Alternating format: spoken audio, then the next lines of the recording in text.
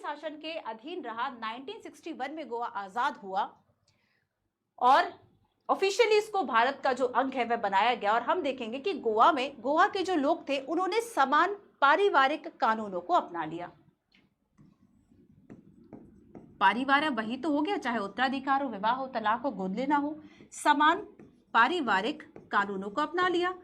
अब यहां पर ये जो समान पारिवारिक कानूनों को अपनाया, ठीक है, इसे गोवा नागरिक संहिता कहा जाता है। क्या कहा जाता है इसे?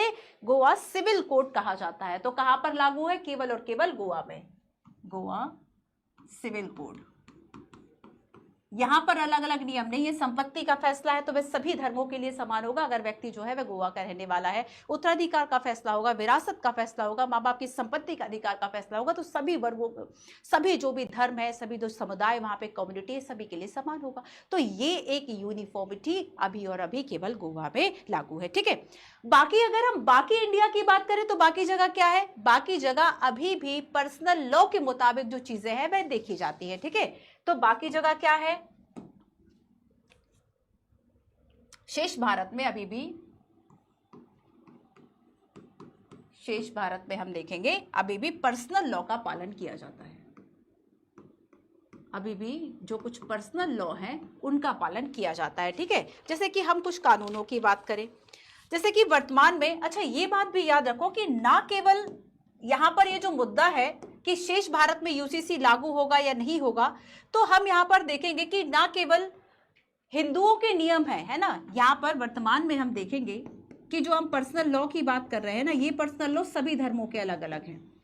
ये जो पर्सनल लॉ है ना, तो यहां पर चाहे हम हिंदू रीति रिवाज और धर्मों के आधार पर बात करें, चाहे हम मुस्लिम कम्युनिटी की बात करें, चाहे हम ईसाई देखें, बौद्ध, सिख, जैन, बौद्ध, सिख, जैन, यहूदी, तो ये सब अपने पर्सनल लॉ के द्वारा जो है वह शासित होते हैं कुछ। तो यहां पर व्यक्तिगत कानून बेसिकली एक तरह से जो व्यक्तिगत कानून है वह धार्मिक पहचान को एक आधार जो है वह दे देते हैं। ठीक है, यहां पर हम देखेंगे कि जैसे कि हिंदू पर्सनल लॉ में एक पॉइंट मैं बताती हूं, है ना, हिंदू पर्सनल लॉ में अगर हम देखें तो यहां पर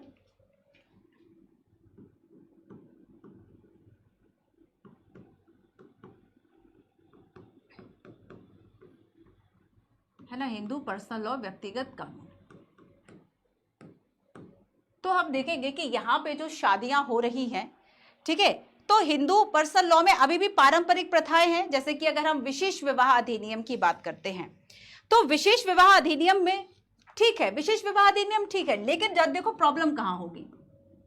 विशेष विवाह अधिनियम, विशेष विवाह अधिनियम में प्रॉब्लम तब होती है बच्चे जब इंटरकास्ट मैरिज होती है। अब देखो इंटरकास्ट मैरिज कैसे कि मान लीजिए दो लोगों के बीच में विवाह हुआ, ठीक है, ऑब्वियसली दो लोगों के बीच में ही होगा, है ना।